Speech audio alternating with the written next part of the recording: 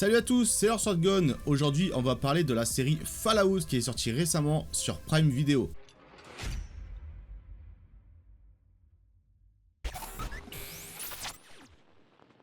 Alors pour ceux qui ne connaissent pas, Fallout c'est quoi? De base, Fallout est un jeu vidéo créé par Interplay Entertainment et développé par Black Isle Studio, désormais détenu par le studio Bethesda. Bethesda qui possède d'autres licences comme par exemple la licence Elder Scrolls. De base, Fallout est un jeu de action RPG. De base, le cadre fictif par exemple de la licence de jeu vidéo Fallout est un cadre uchronique. Dans la fiction, l'uchronique est un genre qui repose en fait sur le principe de la réécriture de l'histoire à partir de la modification du passé. L'univers du jeu se passe entre le 22e et le 23e siècle dans un style rétro-futuriste, style Atom Punk. En fait, c'est un genre de style qui mélange futuriste et époque années 50-60, qui a vraiment du coup un charme, vraiment un très gros charme je trouve. En tout, si je dis pas de bêtises, il y a eu 4 Fallout, d'autres petits jeux Fallout à côté, et aussi également le jeu New Vegas et Fallout 76 qui lui était plus un jeu en ligne. Alors moi j'ai pas eu trop l'occasion de jouer au jeu, j'avais joué vite fait mais vraiment peut-être 1 heure à Fallout 4, j'ai joué surtout à 76 parce que mon cousin il voulait qu'on joue ensemble, donc du coup ça m'avait permis d'être un peu dans l'univers. Mais par contre vraiment moi qui connais pas l'univers du coup de Fallout, cette série m'a vraiment donné envie de me plonger peut-être dans l'univers à travers les jeux vidéo, et vu qu'il y a une mise à jour apparemment qui arrive fin avril pour les PS5 et puis les dernières Xbox pour le Fallout hein, avec un nouveau mode graphique etc, je me dis pourquoi pas tenter. Alors niveau acteur, on a quoi dans la série? On a Ella Purnell qui joue justement le personnage de Lucy, personnage justement qui est dans un bunker, le bunker 33, et qui justement c'est elle un personnage un peu principal on va dire, qui va justement partir vers une quête initiatique un petit peu où elle va devoir voyager et découvrir le monde de Fallout. Donc c'est vraiment le personnage qu'on peut se mettre à travers elle, par exemple à travers ses yeux, où on découvre le dur paysage extérieur du bunker, où vraiment les nombreux dangers peuvent être dans chaque recoin. Donc vraiment genre nous en tant que téléspectateurs, c'est vraiment genre le personnage avec qui on peut découvrir tout ça, tandis qu'on a d'autres personnages. Donc du coup on a par exemple Maximus joué par Aaron Moten, qui est un personnage de la confrérie de l'acier, qui est une sorte de confrérie qui collecte un peu les items rares, vraiment des reliques d'avant-guerre nucléaire, donc du coup qui est avant 2077, et vraiment c'est ça leur but. On est vraiment sur quelque chose de un peu sectaire, un peu aussi très chevaleresque aussi, avec des codes de la chevalerie, des codes religieux, et vraiment on est vraiment sur un groupe aussi très armé, militarisé, avec justement c'est eux qui ont les grosses machines, pas des machines mais vraiment des robots, des sortes de gros mechas où ils peuvent entrer à l'intérieur et justement après combattre avec ça, qui leur donne vraiment une très grosse force et pouvoir soulever des tonnes de trucs et tirer vraiment des balles assez imposantes avec leur mitrailleuse. Après on a Walton Goggins qui lui justement joue la Ghoul au chapeau de cowboy, je vais l'appeler, qui est vraiment un personnage genre vraiment il me fait beaucoup penser au personnage dans Westworld, le cowboy tout en noir qui pourchassait toujours tout le monde, voilà. Et là il me fait vraiment penser à ça, et c'est un acteur qu'on a pu voir dans différentes œuvres. On l'a vu dans Sons of Anarchy, on l'a vu aussi dans quoi, je crois qu'il a été dans d'autres trucs. Tomb Raider, je crois qu'il jouait le méchant aussi dans le film Tomb Raider. Lui vraiment ce personnage là c'est une ghoul, donc c'est un personnage qui a plus le nez, qui doit contrôler justement en prenant des doses pour éviter de devenir comme les autres ghouls, c'est-à-dire des créatures un peu zombifiées, qui n'ont pas d'humanité, qui attaquent, qui n'ont pas de conscience, qui attaquent etc. Et lui vraiment c'est un sorte de chasseur de primes. C'est un personnage aussi qui a vécu avant 2077, qui est justement c'est le premier personnage qui est introduit en plus lors du lancement du premier épisode pilote. Donc c'est un personnage qui a vécu dans deux époques différentes, et c'est ça qui est vachement intéressant à travers lui. On a aussi également l'acteur de Michael Emerson, je sais pas si vous vous souvenez, il avait joué dans la série Lost, c'était vraiment un personnage hyper intéressant, et là vraiment de revoir l'acteur c'était hyper cool, franchement j'étais bien content. Ça fait quand même deux séries cette année, on voit 2 acteurs de Lost avec ça, plus l'autre acteur dans la série The One Who Live. Le père de Lucy, lui, joué par Kyle MacLachlan, c'est vraiment le nom difficile, excusez-moi, mais en vrai, lui, c'est un acteur qu'on a pu voir dans différentes séries. Je crois qu'il a joué dans Desperate Housewives, on a pu le voir aussi dans How I Met Your Mother. Je sais pas si vous vous souvenez du capitaine, C'était le personnage qui était un grand fan de bateaux. Et après, on a également, il a également joué le père de Skyle justement dans la série Les Agents du Shield. Ce qui est marrant, c'est que ça fait 2 fois qu'il joue justement un père qui est en conflit avec sa fille sur le point de vue humain, si je puis dire, par rapport à certaines choses. D'après ce que j'ai cru comprendre, en fait, la série apparemment se passerait dans le même univers que les jeux vidéo. Il serait connecté et apporterait beaucoup de réponses aux joueurs. Enfin, d'après ce que j'ai pu comprendre en lisant un peu partout sur internet, parce que comme je vous ai dit, vu que je maîtrise pas du tout l'univers et que j'ai joué vite fait à Fallout, j'ai fait quelques recherches pour essayer de comprendre, etc. Elle est plutôt bien reçue au niveau auprès des gens, auprès surtout des fans de Fallout, parce que c'est rare quand généralement un jeu vidéo est adapté en univers, soit série ou film, c'est souvent il y a plein de gens qui sont mécontents. Là apparemment genre il y a beaucoup de retours assez positifs auprès des joueurs sur cette série, donc, et même aussi des non-joueurs. Et moi vraiment j'ai trouvé vraiment très très cool, vraiment très agréable. Il y a quelques petits points qui m'ont dérangé, mais c'est vraiment des petits points vraiment faut vraiment se prendre la tête. Mais sinon cette série elle était vraiment cool et j'avais vraiment hâte à chaque fois que je finissais d'un épisode de voir l'autre.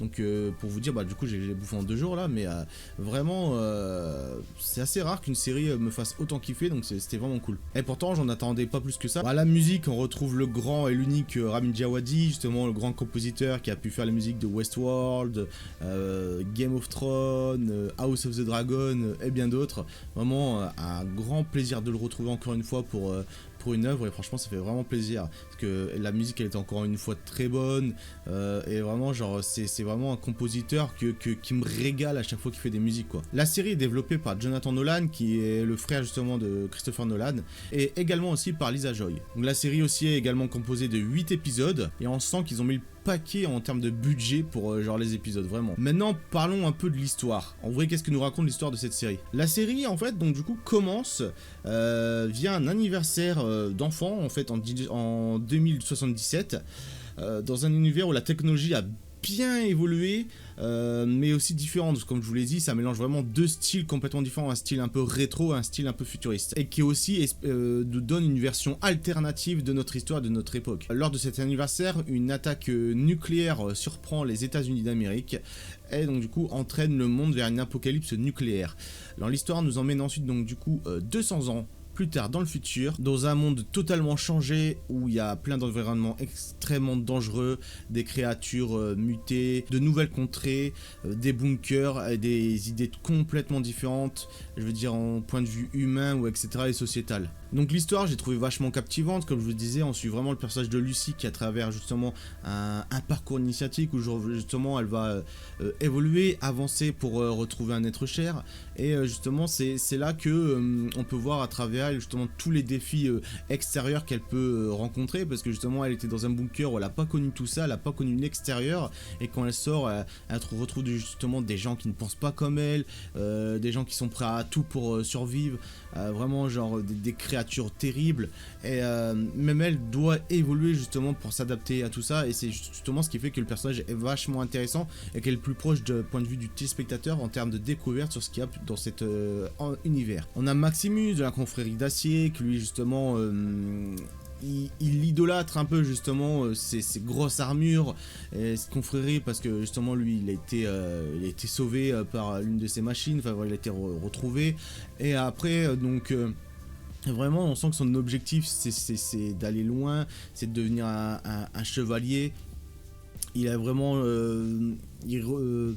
il a vraiment une idée du code d'honneur que doivent avoir ces chevaliers, et donc du coup on peut le voir évoluer aussi. Lui il est plus adapté à ce monde que Lucy par exemple, mais aussi il se pose énormément de questions, on peut le voir à travers son parcours, et c'est ça qui est aussi intéressant avec ce personnage. Et après vraiment on a le personnage qui est ultra intéressant, vraiment je trouve ultra intéressant et très charismatique aussi, malgré qu'il lui manque un nez. Alors la Ghoul, lui c'est vraiment genre ce personnage il m'a fasciné vraiment, enfin j'ai trouvé ultra intéressant. En plus comme je vous dis on avait 2 timelines sur ce personnage, donc le avant guerre nucléaire, donc du coup avant 2077 et 200 ans plus tard, donc c'est ça qui est cool, parce on peut en découvrir aussi sur le passé grâce à son personnage, et aussi le voir en action sur ce qu'il recherche, etc.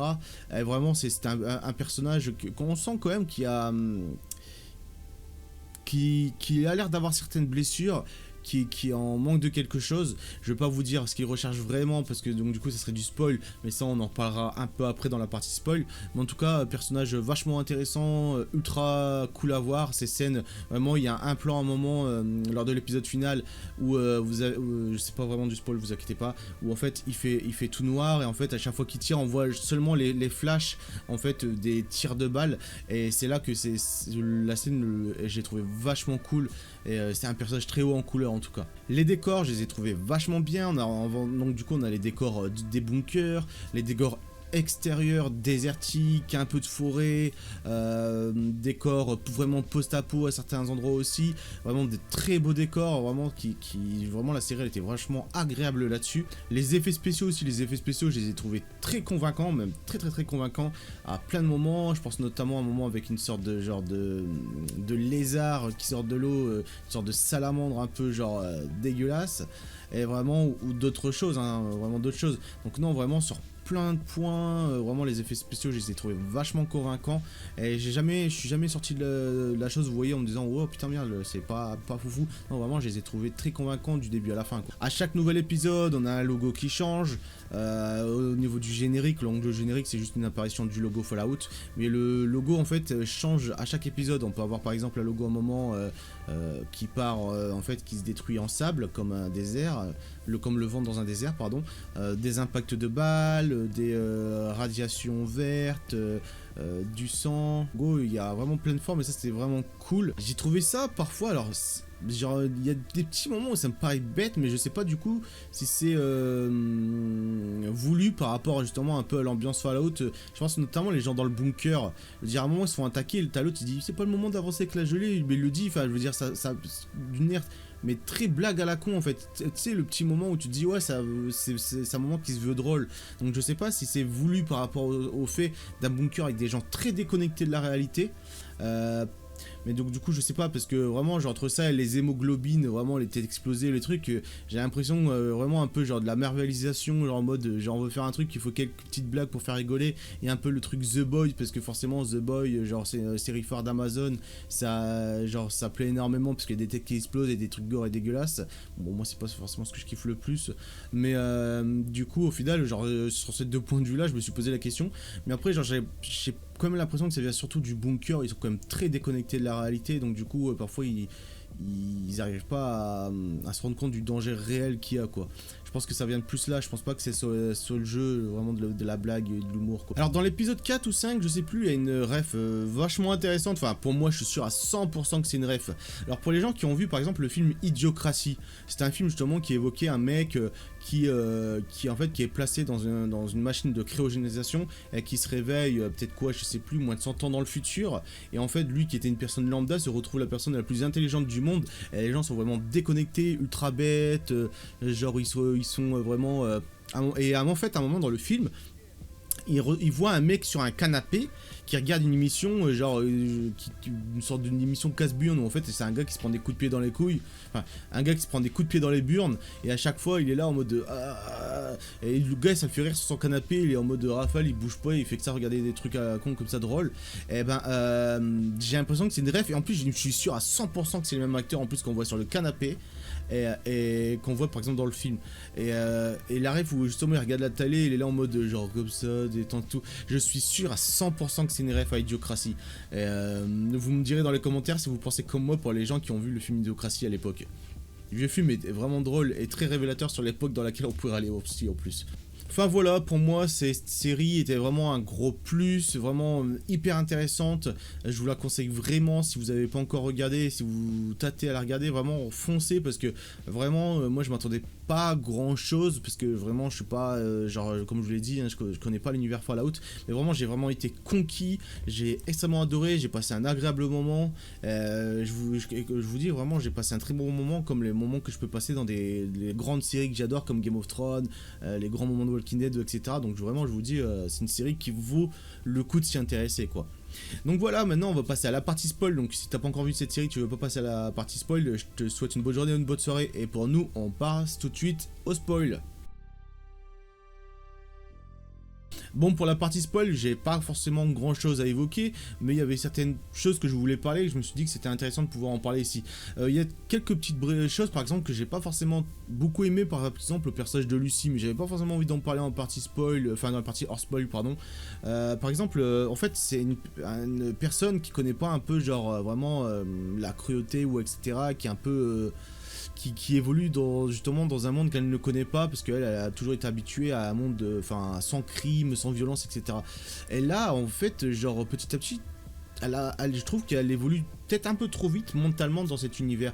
Je pense que comme par exemple à un moment elle coupe la tête, elle y va en mode vas-y je vais couper la tête. Moi je veux bien que le truc c'est son père, genre vraiment qu'il faut sauver, mais j'aurais aimé peut-être une scène où justement elle met du temps à réussir à le faire et que même elle en vomisse, parce que bon c'est pas donné à tout le monde de couper une tête quoi, c'est pas quelque chose de négligeable quoi. Après par exemple aussi quand ils sont dans un bâtiment où la goule a tué justement une autre goule et qui récupère des morceaux de viande sur lui, elle est là en mode genre leçon de vie ou etc.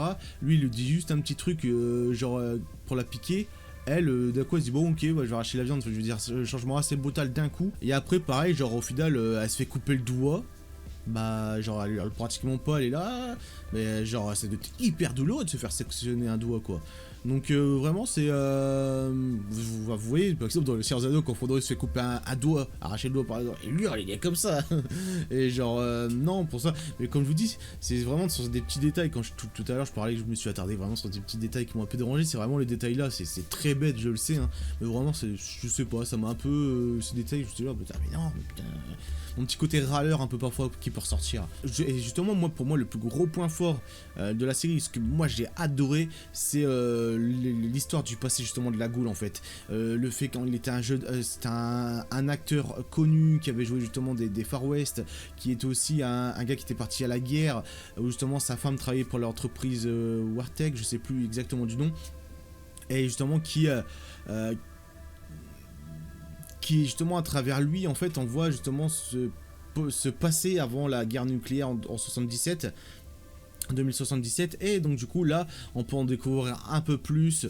Et déjà même la scène d'intro où justement où il se barre en cheval avec les bombes, l'explosion nucléaire et tout, ça c'est genre j'aurais tellement voulu en voir plus de ce moment là parce qu'il était tellement épique mon débordement. Ça c'est le genre de moment où j'aurais voulu que genre la moitié de l'épisode se consacre là-dessus, tout ça sur le passé du personnage. Par exemple le pouce en l'air qui évoque justement le blond sur le logo avec le pouce comme ça, le fait par exemple que les États-Unis en fait que les entreprises soient eux qui ont bombardé justement les États-Unis. Vraiment, tu te rends compte, tu te dis waouh, putain, en fait, c'est eux-mêmes qui ont fait ça pour cet appât pour le pouvoir en fait,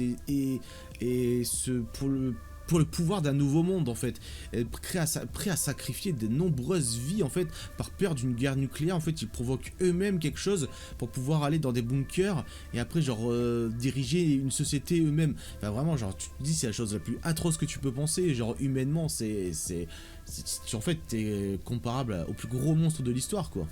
J'ai pas parlé pendant genre la vidéo de la série sur le chien. Vraiment le chien, le pauvre, à chaque fois il se retrouve avec un tel, il se retrouve avec un tel, après il se retrouve avec un tel, pour après se retrouver avec un tel. Mais vraiment genre c'était aussi le chien, c'était tout le temps super cool de le voir dans la série. Et je me demande si c'est pas une référence à quoi, c'est pas Fallout 4 justement qui mettait l'accent justement sur un chien qui était partenaire du personnage principal justement, et je crois qu'il était un berger allemand aussi, si je dis pas de bêtises. Non franchement c'était super cool. J'ai hâte d'une saison 2, je sais pas encore pour le moment s'ils ont annoncé quelque chose. On a vu le succès critique etc, je pense que ça va amener pas mal de spectateurs, donc je pense aussi que à mon avis elle va sûrement être renouvelée pour une saison 2. Donc franchement on verra bien. En tout cas c'était Lord Swordgun, je te souhaite une bonne journée ou une bonne soirée et je te dis tchuss.